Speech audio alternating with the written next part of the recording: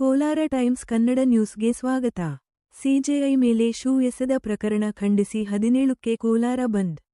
ಸರ್ವೋಚ್ಚ ನ್ಯಾಯಾಲಯದ ನ್ಯಾಯಾಧೀಶ ಬಿಆರ್ ಗವಾಯಿ ಅವರ ಮೇಲೆ ವಕೀಲ ರಾಕೇಶ್ ಕಿಶೋರ್ ಶೂ ಎಸೆದು ಸಂವಿಧಾನಕ್ಕೆ ಅಗೌರವ ತೋರಿರುವುದನ್ನು ಖಂಡಿಸಿ ಇದೇ ಅಕ್ಟೋಬರ್ 17ರಂದು ದಲಿತ ಮುಖಂಡ ಸೂಲಿಕುಂಟೆ ರಮೇಶ್ ಅವರು ಕೋಲಾರ ಜಿಲ್ಲಾದ್ಯಂತ ಸ್ವಯಂಪ್ರೇರಿತ ಬಂದ್ಗೆ ಕರೆ ನೀಡಿದ್ದಾರೆ. ಪಟ್ಟಣದಲ್ಲಿ ಸುದ್ದಿಗಾರರೊಂದಿಗೆ ಮಾತನಾಡಿದ ಅವರು ಈ ಘಟನೆಯನ್ನು ತೀವ್ರವಾಗಿ ಖಂಡಿಸಿದರು.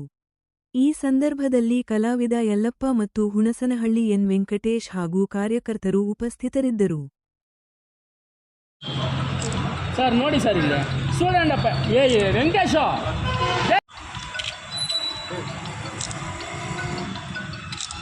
ಪ್ರಗತಿಪರ ದಲಿತ ಹಿಂದುಳಿದ ಅಲ್ಪಸಂಖ್ಯಾತ ಎಲ್ಲ ಸಂಘಟನೆಗಳ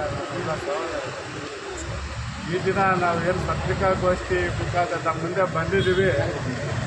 ಅದು ನಮ್ಮೆಲ್ಲರಿಗೂ ಗೊತ್ತಿದೆ.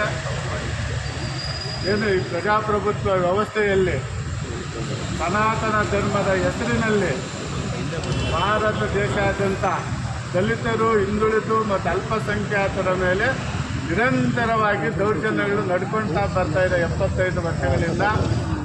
ಇಂಥ ಸನಾತನ ಧರ್ಮದ ಹೆಸರಲ್ಲಿ ನಡೀತಕ್ಕಂಥ ಕೃತ್ಯಗಳು, ಕಾರ್ಯಚಟುವಟಿಕೆಗಳು ಏನಿದೆ ಅದನ್ನು ಈ ದೇಶದಲ್ಲಿ ನಿರ್ಬಂಧ ಇರಬೇಕಂತೇಳಿ ನಾವು ಎಲ್ಲ ಪ್ರಗತಿಪರ ದಲಿತ ಸಂಘಟನೆಗಳು ಈ ಒಂದು ಪತ್ರಿಕಾಗೋಷ್ಠಿ ಮುಖಾಂತರ ನಾವು ಒತ್ತಾಯ ಮಾಡ್ತೇವೆ.